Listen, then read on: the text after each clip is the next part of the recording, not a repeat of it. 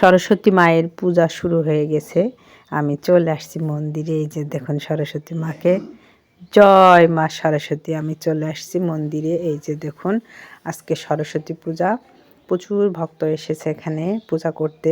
সাধারণত এই পূজাতে ছাত্রছাত্রীরা উপস্থিত থাকে এবং তারা খুব মানে যত্ন সহকারে পূজাটা করেন আর কি।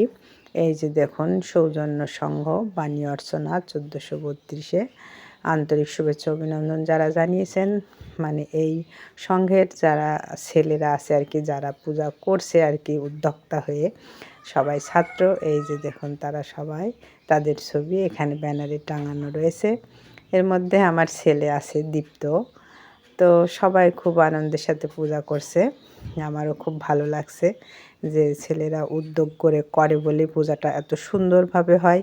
তো অনেক জায়গায় 3 দিন থাকে, আমাদের এই মন্দিরে এরা আবার 5 দিন রেখে অনেক আনন্দ করে, অনেক প্রোগ্রাম হয়, বিভিন্ন অনুষ্ঠান হয়।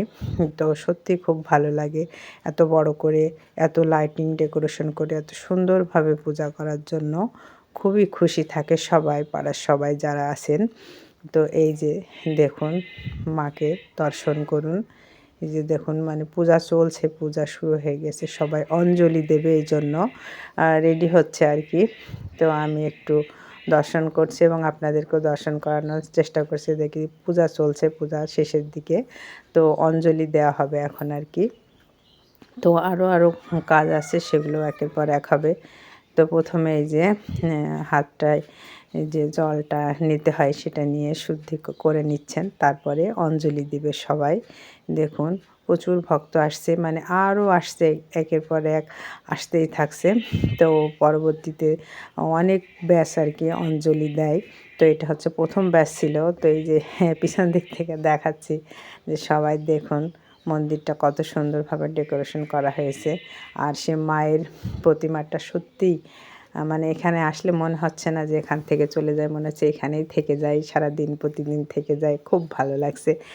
মন্দিরে আসলেই অনেক ভালো লাগে আর কি। তারপরে পূজা হচ্ছে আর এইদিকে মহাপ্রসাদের আয়োজন চলছে। এই যে দেখুন এইখানে সুজি ভাজা চলছে, সুজি রান্না হবে, লুচি হবে, খিচুড়ি হয়েছে।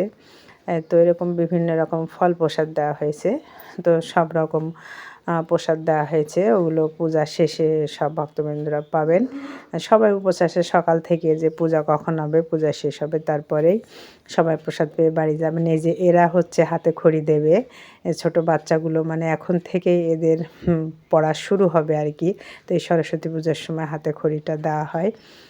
তো অঞ্জলি হচ্ছে, অঞ্জলির পরে হাতে খড়ি দেওয়া হবে। এই যে আর এক ব্যাচ শুরু হয়ে গেছে, মানে একের পর এক ব্যাচ এসে যাচ্ছে, সবাই বাইরে ঘোরাফেরা করছে বা বাড়ি থেকে আসতে অনেকে দেরি হয়েছে, চলে আসছে সবাই এভাবে অনেক সময় ধরে। এই যে দেখুন এই ব্যাচটাও আবার অঞ্জলি দিবে। তো এইভাবে সবার অঞ্জলি দেওয়া হয়। তারপরে আবার এই যে হোম হচ্ছে, হোম করার পরে যে বাচ্চাগুলো আছে ওদের হাতে খড়ি দিয়ে পুজোটা সম্পূর্ণ হয়ে যাবে। তারপরে এই যে প্রসাদ দিয়েছিল, প্রসাদটা নিয়ে যে যার যার মতো বাড়িতে চলে এসেছি। তো আজকের মতো এই পর্যন্তই, পরে আবার দেখা হবে।